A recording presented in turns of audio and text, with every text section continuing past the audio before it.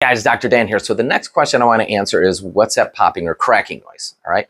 Basically what that is there's fluid and gases within those joints that help lubricate. And when I shift that bone back into place, that's all it is. It's that shifting of those fluid and gases in there. It's making those noises in there. So it's not your bones rubbing together. Some people are more noisy. Some people are less noisy. Depends on, do you have degeneration? Are you dehydrated? Are you a young patient or an old patient? It varies from patient to patient.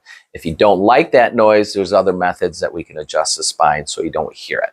Okay? But it's safe.